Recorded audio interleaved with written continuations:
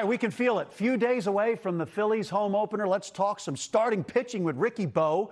And I'm excited about this staff, especially what we've seen in spring training. Of course, the strengths over the years has been Zack Wheeler, Phillies ace, one of the best pitchers in all of baseball in his time with the Phillies, and then Aaron Nola. They have been the mainstays of this rotation for so many years. But now, Ricky Bo, we're talking about Christopher Sanchez, Jesus Lousada.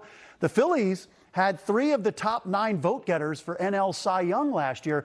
Are we seeing a little bit of a transition here with Sanchez and Lousada kind of being the 1-2? Yeah, I think you are. I think you look at Christopher Sanchez. I mean, you hear from other hitters how good he actually is and how hard it is to see his changeup. And that, I mean, the fastball is getting on you very quickly. I think he's going to be nothing but Cy Young material. I think he's that type of pitcher.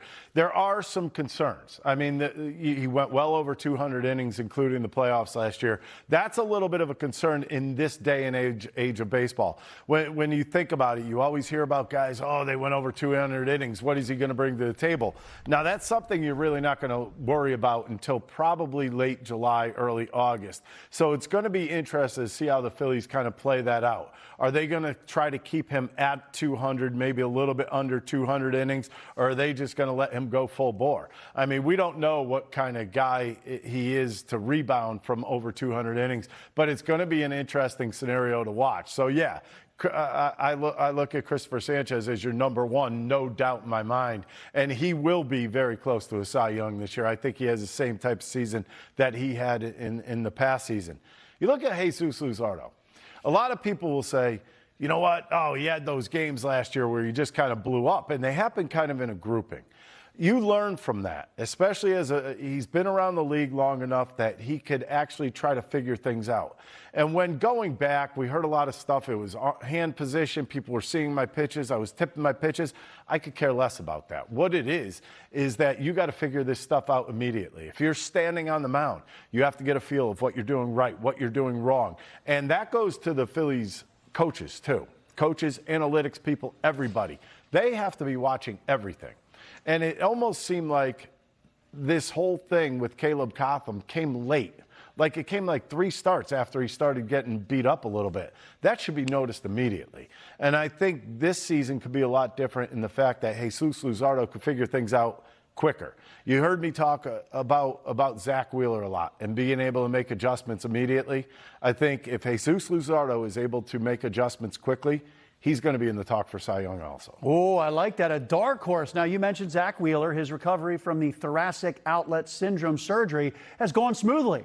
So when do you think Zack Wheeler will be in the Phillies rotation? In all honesty, I think it's going to be either mid to late April. I don't think it's going to be as long as everybody thinks. The one thing that he's got to get used to is that downhill slope on the mound. It's kind of funny. Everybody say, well, he's throwing from 60 feet, 90 feet. What is that really doing? That's just all about release. That's all about a feel. And then you have to start doing it again from going down a hill. And that takes its toll on your body. That's a different feel. And for like Zack Wheeler right now, I think it's an everyday basis. Like you go out, you throw a bullpen, you go out, you throw to hitters. The next day is what the Phillies are really looking at. How does he feel? Is he sore? Is there any soreness where the surgery was? And then you kind of move on from there. But I think everything, he's adapting well, he's adjusting well. We know he's a hard worker. So I got to believe that he will be back mid to late April. Now, what he's coming back as, we don't know. And nobody knows until he actually steps on that mound for real for the first time. Yeah, and we're going to finally see the Phillies' top pitching prospect. All eyes will be on Andrew Painter making his major league debut.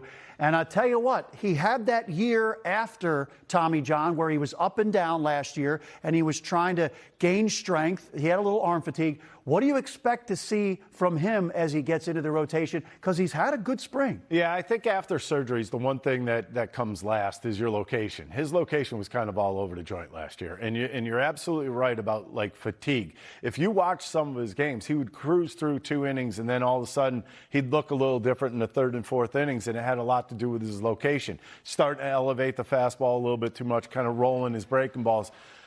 In spring training so far, everything looks really good, okay? And I know people are going to look at it and go, well, that's not 100 miles an hour. Where's the 102 miles an hour we were talking about? It doesn't matter.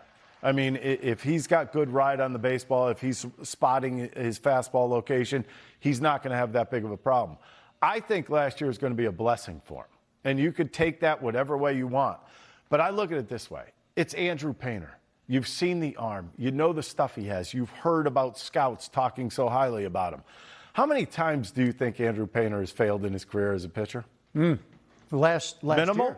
Last year, coming off the time. Right. So I'm saying minimal, maybe just Right. last year. It's not easy to handle when you first fail. And how you react to it is what it's all about. I think this year he comes back. If he has any issues, he's going to be able to adjust and bounce back immediately. All right, I love it. We're talking about the rotation, and Ricky Bo's going to join us again tomorrow. We're going to talk about that revamped bullpen. Ricky Bo, a little smile, getting ready to talk about the bullpen.